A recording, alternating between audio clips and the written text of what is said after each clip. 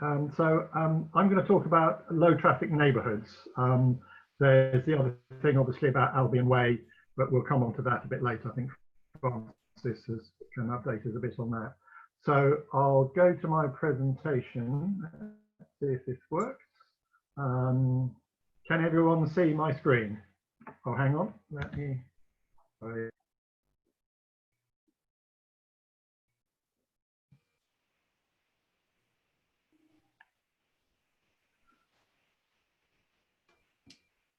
That's come up now, Peter. Okay, so can everyone see my screen? Yeah. Okay, fine. Okay, so low traffic neighbourhoods. What's that all about then? So you may have heard this term used. It's in the news quite recently. There's a lot of these going in London. You also heard the term livable neighbourhoods. It means pretty much the same thing. It's not a new idea. The principles have been applied in places like the Netherlands for many years. But it's fairly new in the UK, and one of the more notable examples is Waltham Forest, North London Borough, which is where this picture was taken. Now, Waltham Forest is one of the mini Holland boroughs. There were 3 boroughs that were allocated quite a sizable chunk of money back in 2015, 30 million each, to apply Dutch street design principles to sort of improve their boroughs. And as I say, this is an example from Waltham Forest. Thing to bear in mind looking at this picture is that 5 years ago, this was a 2-lane road with car parking on one side, and it was utterly congested. So quite a transformation. So what is a low traffic neighbourhood? So it's quite a simple idea. It's about prioritising people over cars. And the way you do that is through using filters, traffic filters, sometimes known as modal filters, because they restrict one mode of traffic and allow others. Simple thing would just be like a bollard, so it's really quite low tech. Usually have reduced speed limits, so at a stroke you reduce both the quantity, the amount of traffic come through, and also the speed.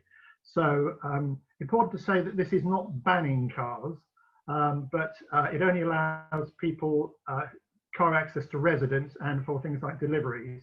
So you can get to your home by car, but just not using the most direct route. So this is a picture of a scheme in Islington that's just been approved. So a few points to note here is, first of all, the scale of it. We're not talking about 1 or 2 streets. It is over quite a sizable area.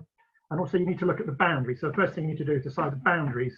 And these may sort of define themselves as maybe rivers, railways, or main roads.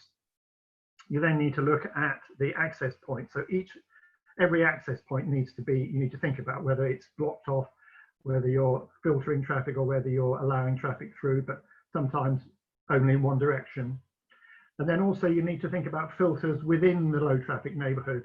These are the purple dots here, because typically you've got maybe a backbone road that is kind of used as the rat run route, and often just literally, 1 or 2 bollards is enough to stop rat running traffic through.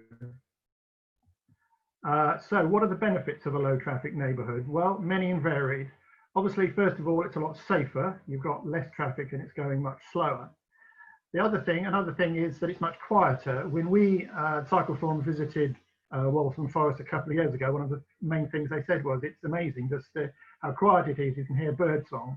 Of course, that doesn't come up when you look at pictures, but it's certainly worth bearing in mind. Less pollution, obviously. I mean, that alone is worth doing it for.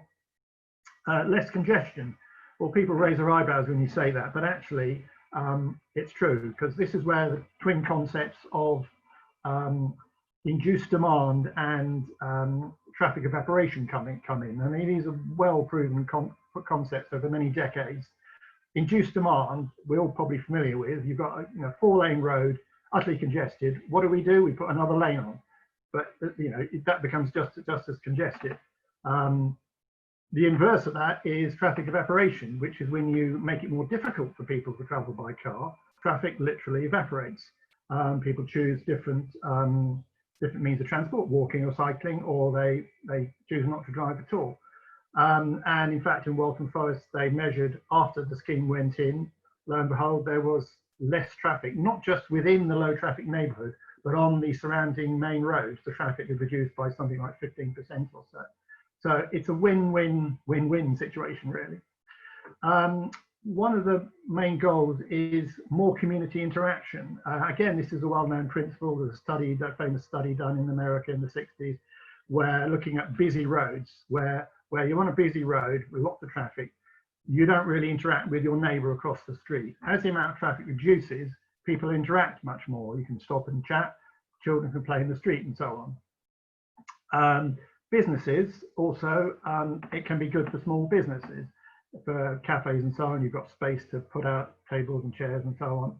And because of all the benefits we just talked about above, people are more likely to linger, so they'll browse shops and so on.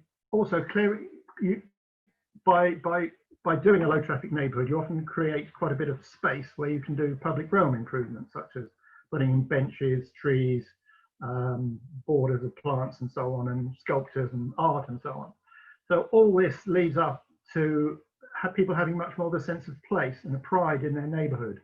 Again, this was something that when we went to Waltham Forest, that they stressed that people are now taking more of a pride that their residents are maintaining the plant borders and so on. And finally, low traffic neighbourhoods are good for walking. Now, this is ostensibly a cycling scheme, but again, a study done in Waltham Forest after the scheme went in found that the rates of cycling, people were cycling people walking more. And in fact, the increase in walking was more than the increase in cycling. So, again, it's good all round. So this is a picture taken from the visit 2 years ago when the Cycle Forum went to Waltham Forest. It's the same street we saw earlier. So again, imagine what this was like before. 2 lanes of traffic just totally congested, cars parked down the side. Quite a transformation. You've got the cafe, you've got seats outside, got widened pavements, tree planting, cycle parking. It's a lovely, quiet place for putting on your bike or walking along the pavement. Now, this isn't quite such a picturesque street, but it's just one of the other streets there. Now, visually, it doesn't look much different. There's lots of cars parked on the pavement and so on. But because there's less traffic and it's going slowly, people feel safer cycling. You've got, clearly ordinary people, mothers, children, families out cycling, which they just wouldn't have been able to do before. This is just an example of one of the filters, some planters and a bollard at one of the entrances, just to show you the sort of thing. Now this picture, I put this in, this is actually from the Netherlands, but I put that in really just to show sort of what we should be aspiring to, because this is totally unremarkable. It's just an unremarkable street in a typical Dutch town, but I think it's a rather beautiful scene, and you can see the fact that there's these 2 ladies walking their bikes. They're able to stop and chat there. There's a chap walking his dog. There's people milling around on either side, out of view. There's cafes and so on. It all looks quite natural. I mean, if I go back to here in the UK, sometimes when these schemes go in, they do look a bit clunky and a bit temporary and a bit like they probably shouldn't be there. But this is the sort of thing that they can end up with. And we bear in mind that in the 1970s, this was probably just as congested. Where those trees are, there were rows of cars parked. So, it is possible. So how do you create a low traffic neighbourhood? First thing to bear in mind is they are quite inexpensive compared to putting in a protected cycle lane. Because as I say, it's really potentially quite low tech. You're putting in bollards, maybe planters, gates. There's some high tech options like number plate recognition, rising bollards that picked up by sensors on buses and emergency vehicles and so on. It's worth just pointing out that access for wheelchair users, mobility scooters, etc., is taken into account. I mean, it's kind of obvious, really, but compared to a typical street with, if anyone have experienced with wheelchairs and mobility scooters, it's an absolute nightmare on a typical road with pavements and so on. So, with a low traffic neighbourhood, you've got quite a lot of open space, low curves and so on. So it is a benefit for everyone. I mentioned continuous footways and cycleways. I'll show you a picture later on. Now, this is not strictly a filter, but it's a way of, kind of declaring that this is an area, a space for people, not for cars. Just to note, there may be buses using some of the routes, which is perhaps where the rising bollards come in. Emergency access. Now, this is something that critics always say, oh, well, you know, how is the fire engine going to get there? Well, obviously that's taken into account. And in fact, often it's better because you've got no parked cars. It's often easier to get the emergency access through. And in fact, in Waltham Forest, the emergency services supported it on the basis that it would result in less injuries in accidents, injuries in collisions and so on. So that tells you quite a lot. So here's a picture of a bollard-based low-tech thing. Planter, a bit more advanced and can look rather nice. You've got the community involved in planting it up and maintaining it. Picture on the left again from Waltham Forest. This is where, by totally blocking off the street, you actually created quite a bit of public space there. There's some bike racks. There's on the right there's a bike hanger, which is a secure covered bike space. You've got trees. You've got a border with planting going on. I don't think there's a bench here, but you know, quite a few of them have got benches, and I say even some sculptures and artwork and so on. On the right, this is a continuous footway with a continuous, you can just about see on the right, there's a continuous cycleway. Now this is along one of the main streets in the area. There's protected cycle lanes down either side. So it's quite a busy road, so cars turning off previously would have had quite a wide entrance, sort of speeded in. So here, the fact that you've got the protected footway, protected cycleway, you've also put in some restrictions with the trees, 20-mile-an-hour limit. It's clearly indicating that anyone driving in here that this is now a space for people rather than for cars. This is another example of Waltham Forest, just showing you some of the planters. Some of them are quite sizable, and the bollard and so on. Just showing you how it looks when they're planted up. So, what makes a successful scheme? Well, the one thing we keep being told is consult, consult, consult. So that's consult beforehand, you know, during and after, because although I said low traffic neighbourhoods are inexpensive and sort of technically easy, they are politically obviously a lot more difficult, which is why councils like West Sussex tend to go for the easy things like putting in an off-road cycle route through a field somewhere, because it's not challenging the status quo. Whereas clearly low traffic neighbourhoods they're definitely challenging the status quo, and you know, there is a strong need for political will to drive it through. You know, there will inevitably be resistance to change, and it is often just that. It's not that people are actually opposing what you're actually doing, it is just they don't like change. But it's worth bearing in mind that they do prove very popular once they're in, and people's fears are often misplaced.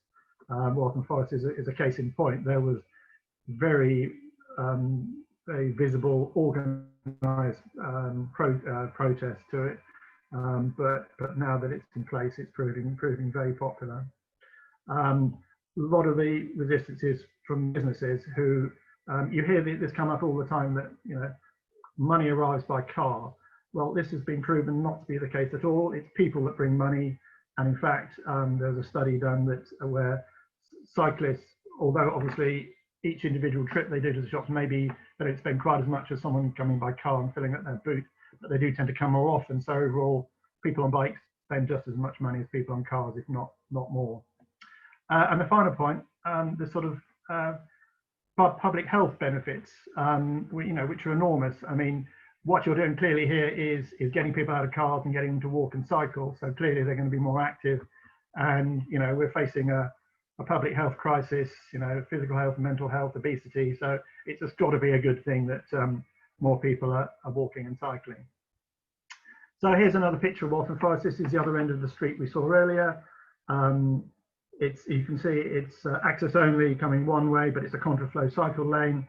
You see all the trees and the planting and so on, the wide pavements, people, families, children playing. It's a very pleasant environment, quite a change from what it was before. Another picture of the Netherlands. Really, this is to emphasise that it's people that bring money. So this is just outside a department store. People coming and going all day long, walking, cycling, and you know, the thing here is that you've got to be able to park right outside. It's got to be continuous. There's no point in having cycle parking at the back end of the multi-storey car park somewhere.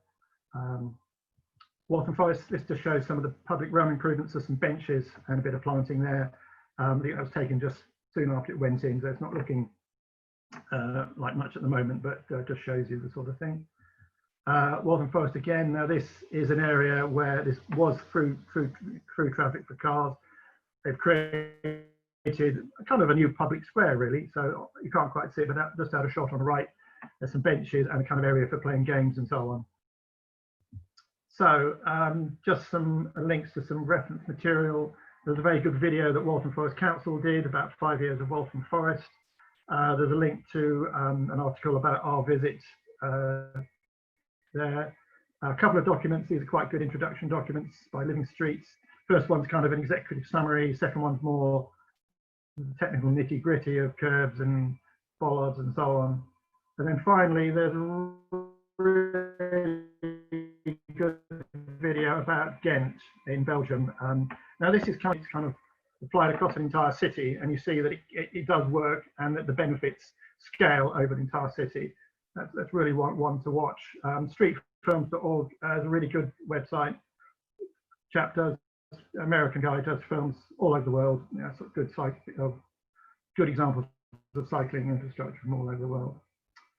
Okay, so finally, kind of back to you really. So where in Horsham do you think a low traffic neighbourhood would work? Now this is the New Street area, which we've been looking at, which we think is sort of crying out for a low traffic neighbourhood, but I'm sure there are other areas. So I'll end there. If people have got any questions, and over to you.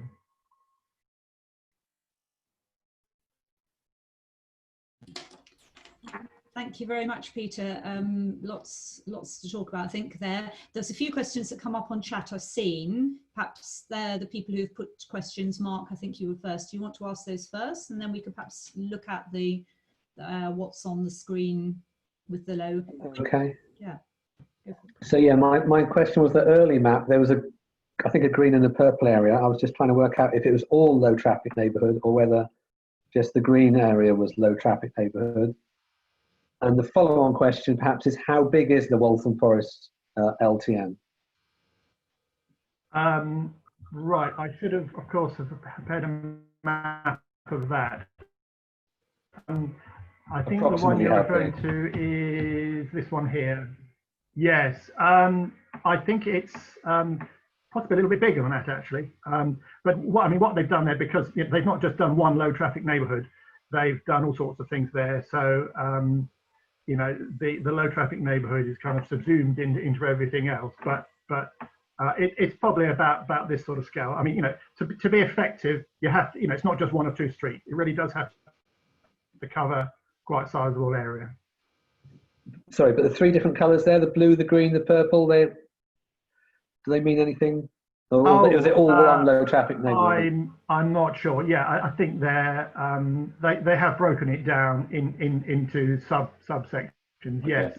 Yeah. I mean that you can do that. Yes. And then fill. Yeah. I mean that's a key part of it. The video about Ghent, where it talks about a circulation plan, that covers that there. So you, particularly on a city where I mean the Dutch have been doing this for ages. You mark out the city into squares or blocks, and you can't travel by car from one to the other. You have to come through a filter there. So that stops rat running between the two blocks. I don't know whether it's worth saying, Peter, that that typically these low traffic neighbourhood areas are about 1 kilometre square. I mean, they don't have to be a square, but they typically tend to be about 1 kilometre by 1 kilometre. So that means that it's all a walkable size. And for the people going round the outside by car, it's not a humongous diversion. So the sort of the natural size you're looking for is that kind of size, and you're looking for somewhere where you've got the outside roads are distributor roads that can take through traffic. So you don't want to have a low traffic neighbourhood that's bounded by a little residential road. You want the outer boundary to be a decent road. So in our case, something like Compton's Lane or Harwood Road, those are roads that are designed to take traffic, whereas a road like New Street, plainly isn't. Peter, could you just get up that picture of Horsham, the map of Horsham? Might be quite good for us to go through what our idea is for here. Yeah, do you want to talk us through that first, and we can perhaps, I mean, what we want really from sort of these sessions is to know what is the useful thing for us to do, how we can feed into this really. So that's really what we're aiming to, what can we help you to take forward from this? So quite interesting to have people's views on this. So this is the mapping of our idea in Horsham. It comes up North Street, up past the station, and then out along Harwood Road, and then down Compton's Lane, past the schools, Forest and Millay, and then back in on the A281. So you understand the area there. It's all the area behind the station, basically. That massive small streets, New Street, and everywhere down there, and covering the schools, Millay and Forest. And that's the idea, that you'd be able to drive into here, but you couldn't go across it. So it'd be quite interesting to hear if anybody's got thoughts about this. Is that a good idea? Have you got any questions about how it would work?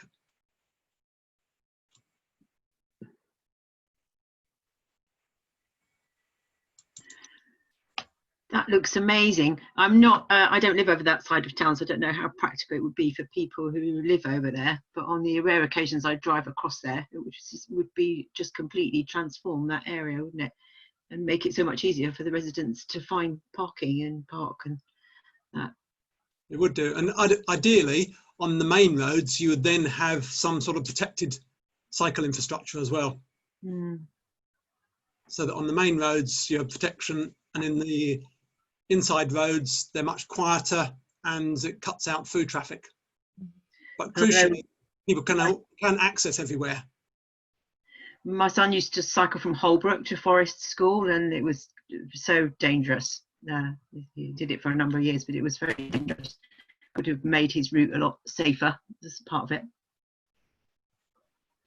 Yeah.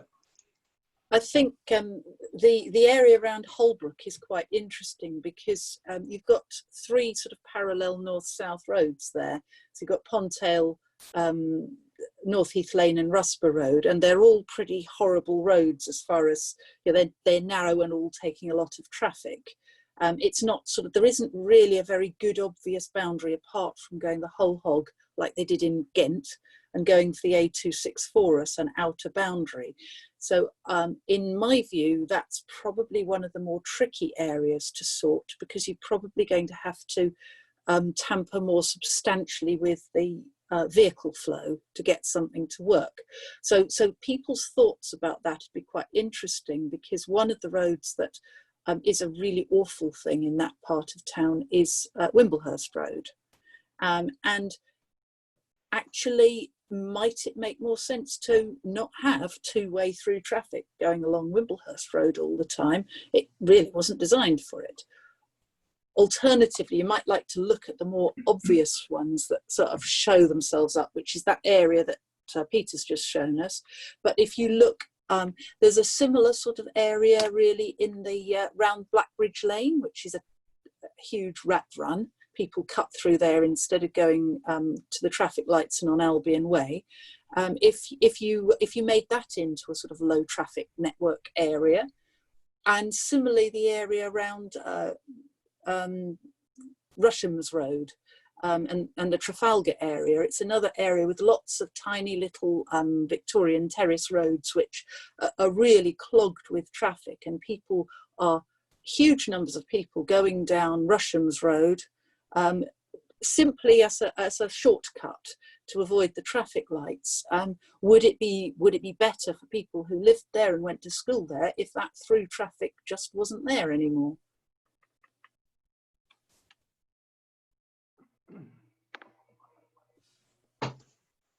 Okay, we've got quite a few questions there. Nick, your question, would there be congestion from the number of cars currently accessing places like school? If you still had the same number of people driving, yes, there would be, but hopefully this would make it much quieter the streets much quieter and more attractive to cycle, particularly if you could also combine it with cycle infrastructure along Compton's Lane, for example. So the idea, and I know that in Waltham Forest and elsewhere, they've found large increases of numbers of children cycling and walking to school, because the parents then start to feel confident that it's okay. It's not quite so scary. Maybe I can let my child go. Yes, I mean, if the amount of traffic hasn't decreased, then this hasn't been a success. You know, I mean, one of the aims is to reduce the amount of car traffic in the area. By, as Francis said, by making it attractive for walking and Which cycling. it would by definition, because you can no longer drive through, so the rat run traffic would disappear. So it would be sure to reduce traffic. Right. Yeah, do you want to just close the screen share for a moment while we talk about this?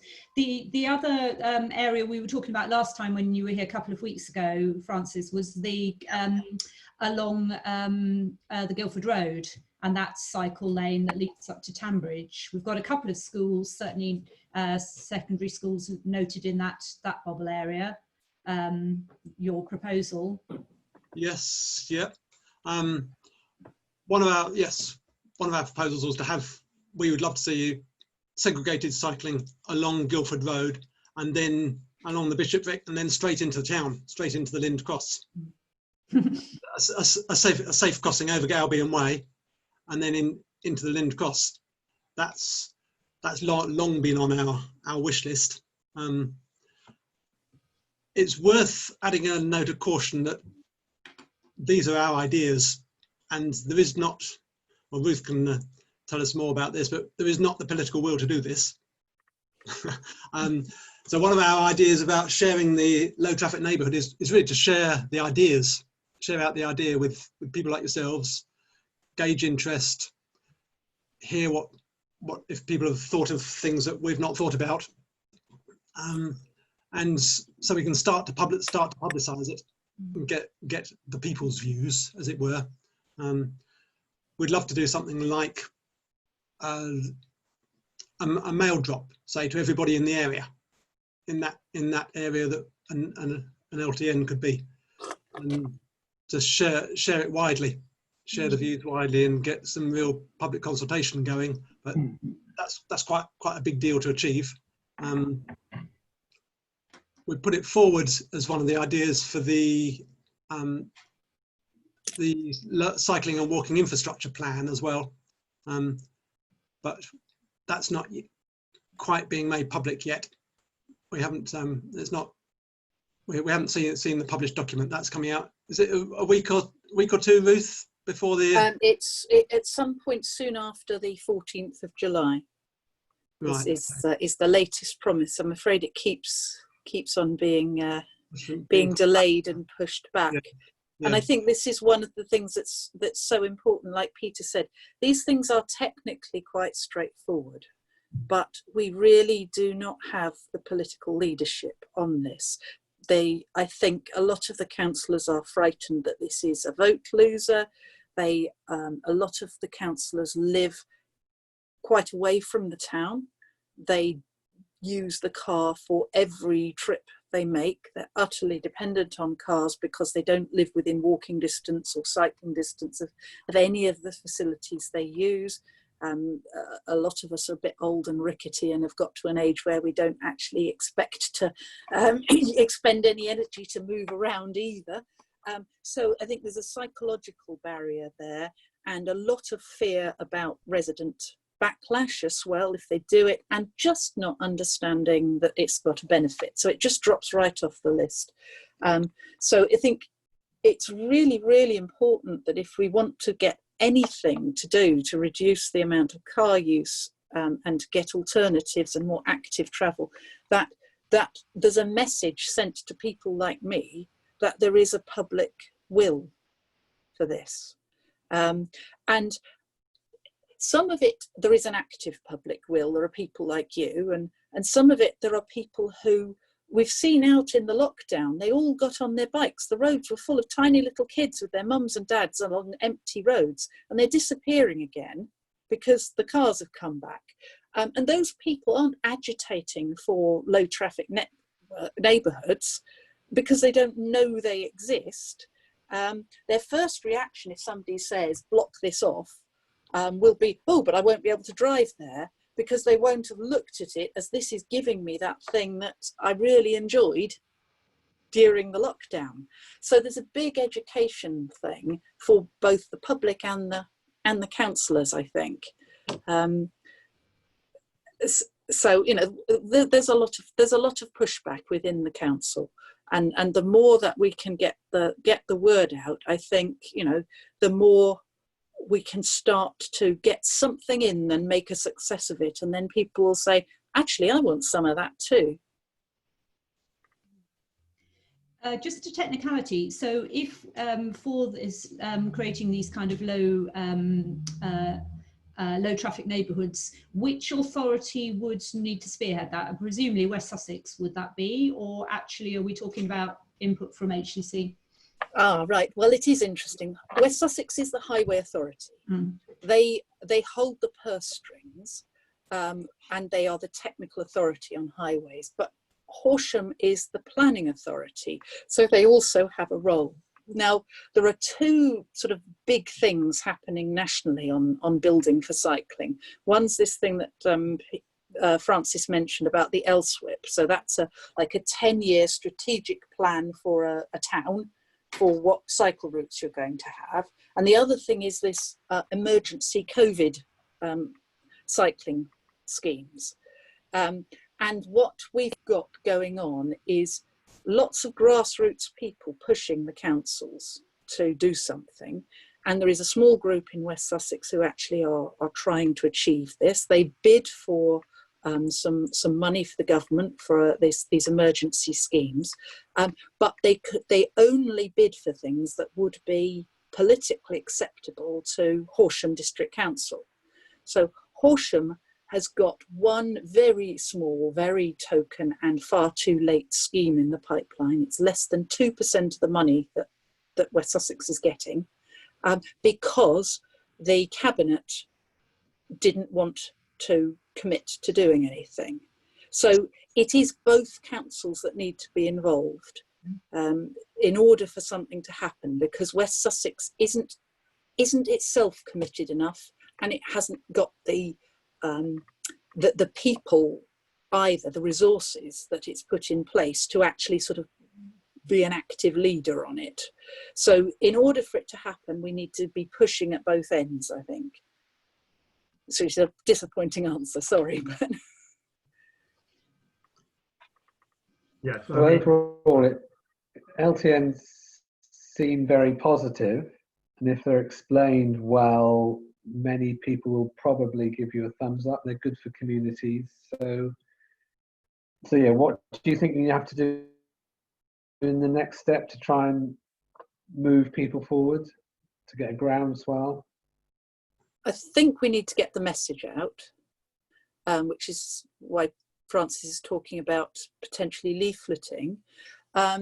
Another way we can get the message out is that the Cycling UK have set up a website which they call Widen My Path, which is for the COVID emergency. So it's like a drop a pin in a digital map of somewhere in your neighbourhood, and make a comment. You know, this is too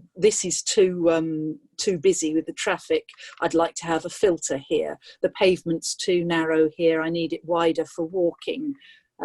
Whatever else it might be, and I think, you know, that's something that we could probably do from a grassroots end that will up people's engagement and could actually influence the council. I don't know whether anybody's got a web link out for that one yet, have they, Peter? Or? Well, widen my path, yes. I mean, we haven't got one out. We can easily give you.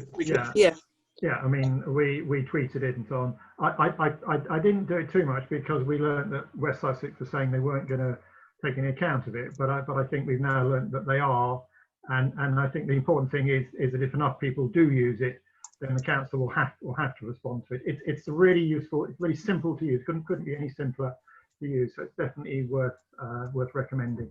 But yeah, it's just called widenmypath.com. Widenmypath.com. Okay, so we'll add that to the chat, and that's something we can share definitely. Yes. Yes. If you go for Widen My Path Horsham, it actually comes straight to Horsham District.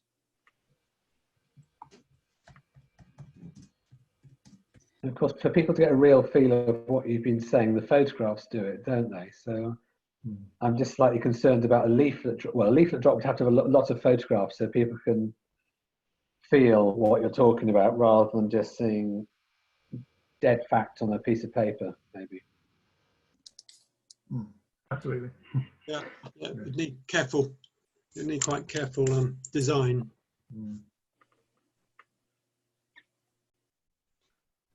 Are any of the parish councils more interested in this scheme? With just wondering if someone would let you put a display up somewhere of the pictures and everything that people could see. Well, we haven't really approached them at the moment. Probably from our sense, from what they've been like in the past, is they probably need quite a bit of persuading, to put it mildly.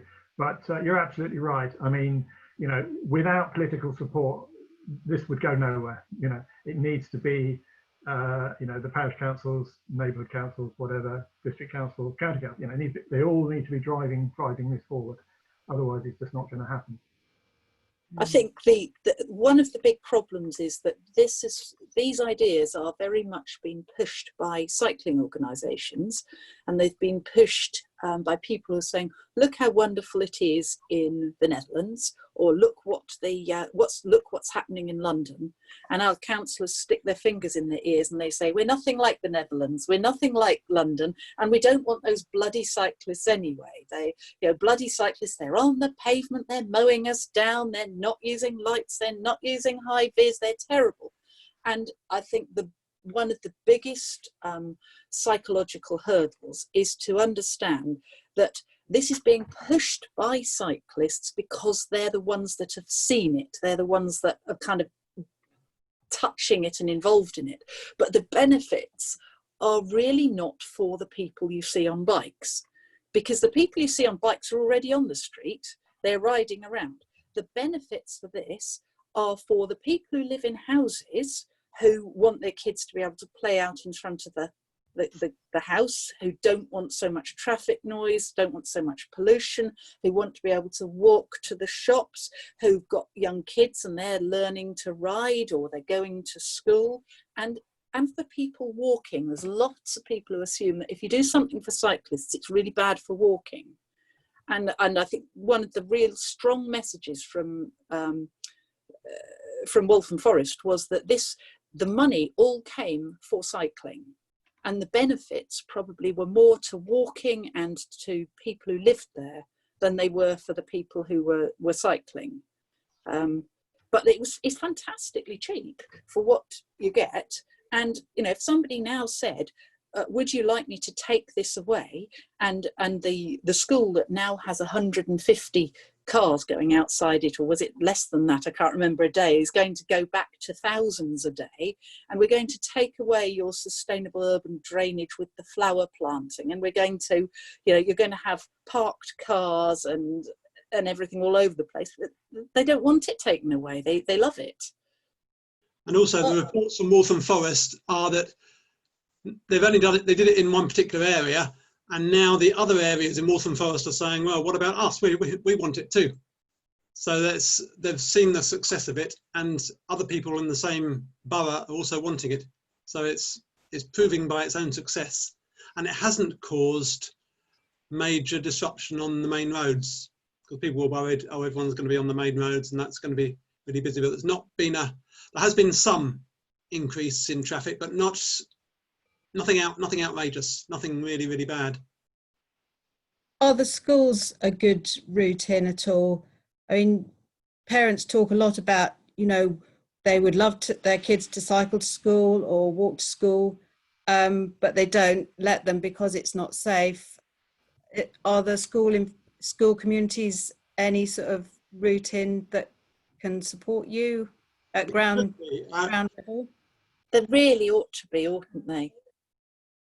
It feels like how do we get? I don't know how we would get in. I don't have any children at school any longer.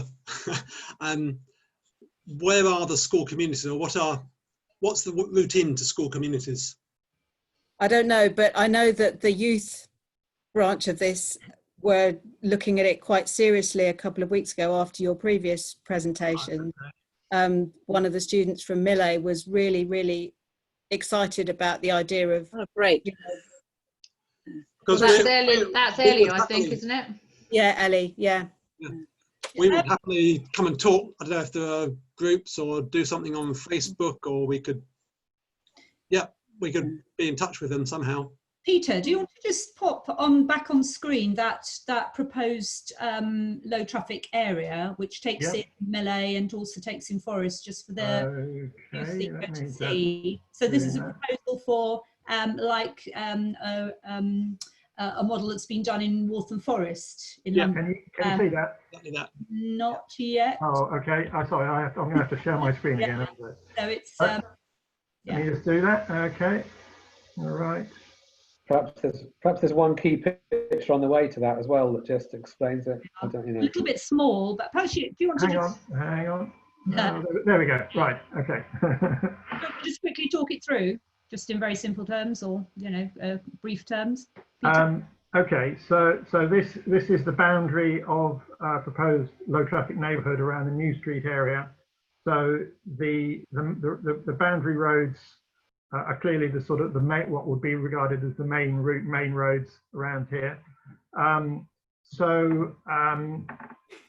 Basically, you're preventing through traffic going through here, particularly somewhere like New Street, which is a notorious rat run. So you'd be putting in filters around the edge to control the traffic going through. So that, and also perhaps putting in speed limits and so on around here, putting a 20-mile-an-hour speed limit. So you're reducing the amount of traffic and the speed of traffic in this entire area, thus making it more friendly for people, particularly walking and cycling. So we've highlighted the fact that you've got the two schools there, which is obviously quite crucial. What else? So is this the proposal in the next round or something? Because there are West Sussex secured some money. Sorry, we've been out of it, haven't we?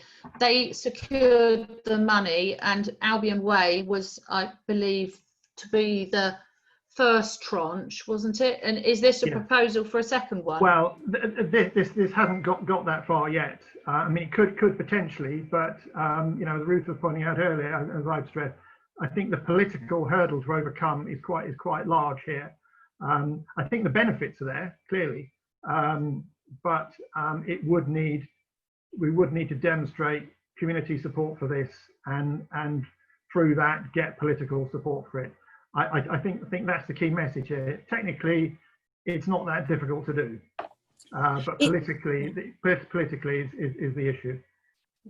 I think one of the points to make from the sort of politics point of view is that we think it's a huge political hurdle because we live in Horsham, and that it is, there's quite a lot of opposition to it in Horsham, but there are councils around the country who have put in these low traffic neighbourhood schemes with their first round of emergency funding, and so there have been those sort of big sort of flower pot boxes, wooden boxes, have been going in all over the place across London, it's gone in a flash in the councils that supported it. So it's not such a major big deal if we can convince people it's worth doing, because there's a pathway already there to follow. We're not sort of trailblazing or anything here. It's established how you do it, and people are doing it cheaply and quickly right now. Worthing and Ada councils have already done it. So is there, Ruth, some statistical information that you can give us and we can include in some letters about the number of councils that have done it in West Sussex, the number that have done it in the UK? Well, I don't know that Worthing and Ada have done one. I mean, Worthing and Ada are well ahead of Horsham.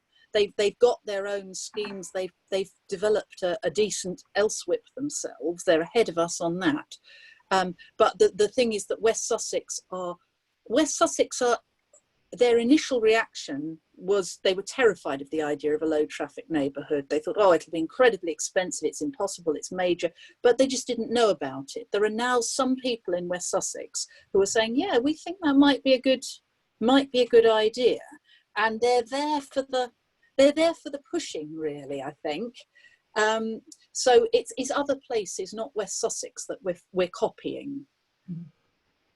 Yeah, Worthing and Ada have got the pop-up, haven't they? So this is obviously much further on than the pop-ups. That's all they've done, I suppose, is it? Yes, I mean, a slightly daunting thing to bear in mind is that, as far as I'm aware, all the low traffic neighbourhoods have been in kind of inner city areas or whatever, rather than market towns or so on.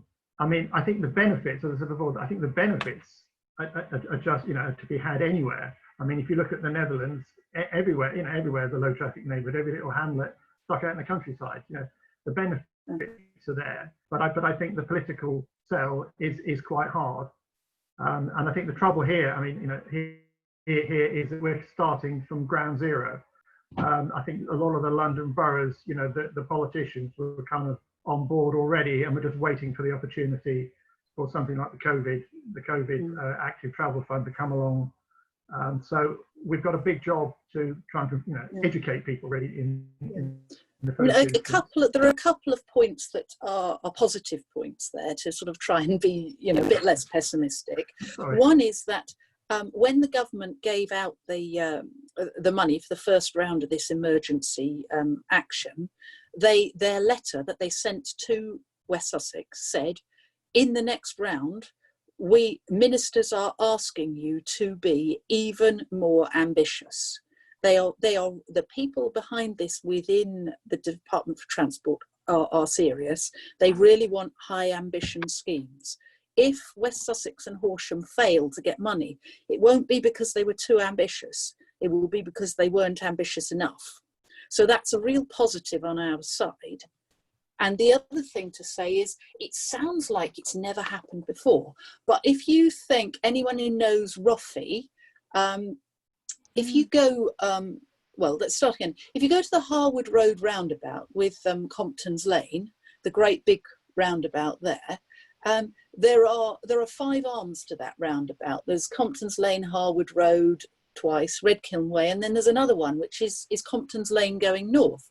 And that used to be a busy through route, and that got cut off at the northern end at Crawley Road in Roffey with some bollards years ago, and now those people have pretty close to a low traffic neighbourhood that's just been created by the bollards. Nobody complains about it. It's really nice for the people who live there. Doesn't cause any problem. It can be done even in Horsham. So have you discussed, sorry, I haven't been here, have you discussed, what action, we're all about, we're not a talking shop. Sorry, obviously, what action we can take and we can encourage others to take to. Sorry, so Peter, do you want to just stop the screen share so we can actually chat? So I think one concrete thing we thought, a link to the Cycling UK Widen My Path Horsham.com, which we put onto the chat, that apparently is very easy to pin ideas to. So that's one thing we can take forward. I think it's probably, unless we know who we can possibly write to, I mean, Ruth maybe and Peter and Francis can feed into who the councillors. I think that's not a conversation for tonight, probably, but that's something we could. Well, very briefly, I think we can answer that. All right. I think that you should be writing to the cabinet members as individuals, because they are the ones that are in Horsham who have blocked this up to now, or have only let through the most minor schemes, and ask them for more ambition, like the DFT have asked for. in their tranche 2 schemes. You can ask them to engage with the public on it as well. You can ask them for the low traffic neighbourhoods. You can also, where you're looking at a particular thing, so if you want things done in that New Street area, then write to the district and the West Sussex councillors for the particular area that's covered. And the one other person who is really particularly worth writing to at this stage is Councillor Andrew Baldwin with his West Sussex hat on, because he is on a working group now that West Sussex are setting up for the tranche 2 funding. So if you copy him on any of those emails to the cabinet or to the local councillors, that will help him understand that he's got positive support in the community. Is that helpful? Yeah. Is it possible? I don't know whether Karen was making some notes. You got volunteered before the meeting started. Is that what's happening? Ideally, what we would do, because there are many more people, Ruth, that often attend these meetings. This is a relatively small meeting. If you are the Horsham District Cycling Forum / Ruth are able to provide like a template for our email, a clear guidance on the names of the people that you recommend we write to, we'll share it out not just with these people but the people that regularly attend these sessions and ask them to take action. Yes, Mark. What do you reckon, Francis? I think it sounds like maybe we ought to be doing a template letter that you could adapt. Not to have the same letter going out all the time, but definitely not. No, ideas to include. Yeah. Indeed, and who to write to, and a list of who to write to. Yeah, we can certainly give the list of who to write to, but I think it is more powerful if it's written, a personal letter. I mean, some of the links I included on the slideshow give you some of the information. So I mean, the thing to do is sort of educate yourself about what you want, and then put it in a personal letter. But it's definitely worth writing to the councillors to let them know, that there's demand for this sort of thing. I think councillors quite like, they tend to respond to people who have a problem that they can act on and be seen to have taken a step towards or actually managed to solve it. So where it's a case that I travel from X to Y, this road is a problem, it's unsafe for my kid, I'd like to see this solution here. That is a sort of more personal thing that is probably has impact if you've got particular examples you can give that relate to you, rather than it just sounding like you're churning out a standard letter, because we get a lot of standard emails, and you see a lot of them. If they look too standard, your eyes do glaze over a bit. And is it better to write, as in put it in the post? No, email's good. Email's the best. Email's the best. Sorry, Mark, you put your... No, just because, and would we use some of your photographs or your whole PowerPoint to explain to them what a low traffic neighbourhood is? Because some of those photographs I think are really good and positives. Is that the way we'd define low traffic neighbourhood? Yeah, possibly, yes. I mean, unfortunately, yes. As I said before, we're kind of starting at such a low level, Yeah, I think you are probably going to have to explain to most councillors what a low traffic neighbourhood is. So that is a bit of a problem, because you don't want to, sound like you're lecturing them or something. But I think, as I say, the personal really matters. So think about what it is that that excites you about it, and try and put that into words. We're very happy to use some of those photos I put on the. I mean, there's no problem in doing that. Maybe just one photo to show exactly what you mean is probably a good idea. This sounds like something actually in the future we could promote possibly in our monthly market stall. We're a bit ahead of the game at the moment, but I mean, it sounds like something that needs to be explained a bit more clearly to to the public. But yeah, it's Yeah. too early. But, Yeah, well, I mean, one of the first things, what I'll do, I'll put an article on the website, basically sort of distilling what went into the slides. So at least you've got a focal point. You can just point to that. You know, this is what a low traffic neighbourhood is, and this is why it's a good idea. So if that's a help, I can do that. Sounds brilliant. I think we should probably just hear from the eco group. Carrie, or do you want me to summarise what I was rabbiting on about? Is that all right, Nina and Ellie? Yeah. So we were talking about they have been discussing an eco fashion display for a shop window in Horsham. And Nick Ben, the editor of All About Horsham, his son's actually made an amazing piece of art about microplastics. So what we were talking about is a shop window to encompass some messages around eco-fashion, the problems of microplastics, using the art that Nick has produced as well.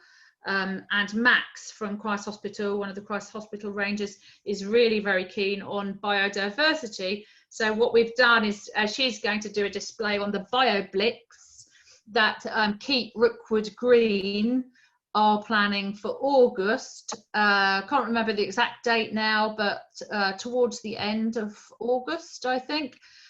We've got a date for a BioBlitz where we'll go along as citizen scientists who actually survey the Rookwood area. So Max is going to do a display that will talk about nature, biodiversity, and promote that BioBlitz. I think that's mainly what we were talking about.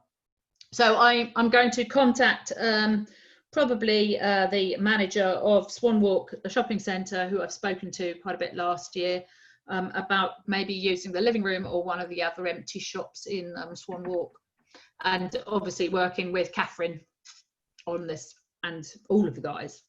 So yeah, that's us really. The only other thing to say is that on the 21st of July, we have actually got a very slight change to the programme. So we've invited a guy called Ben from Extinction Rebellion Guildford to talk to us about the collaboration that they have really progressed some way. So they've actually got about 12 community environmental groups in the Guildford Borough and the council on board, and they're in the process of building what Extinction Rebellion would call a climate emergency centre. We might, for other people in Horsham District, call it a community hub. The drill hall would be amazing for it, a facility where we could have a tool library and this library, and yeah, refills, all sorts. But Extinction Rebellion would call it a climate emergency centre. So Ben's going to be talking to us on the 21st.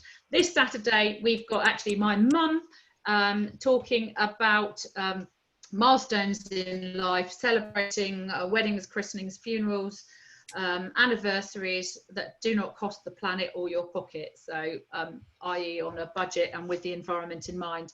So that's the Climate Cafe this Saturday at 2 o'clock. And I think that's probably it, isn't it? Next week. We've got next Tuesday, and we've got Rosemary and Karen, who are going to be talking about eco churches and what eco churches have been doing throughout COVID. That's it. So I'm sorry I wasn't with you, Peter and Francis. Thank you very much indeed for presenting again today. If you can provide us with the bullet point information, we will liaise about that. We will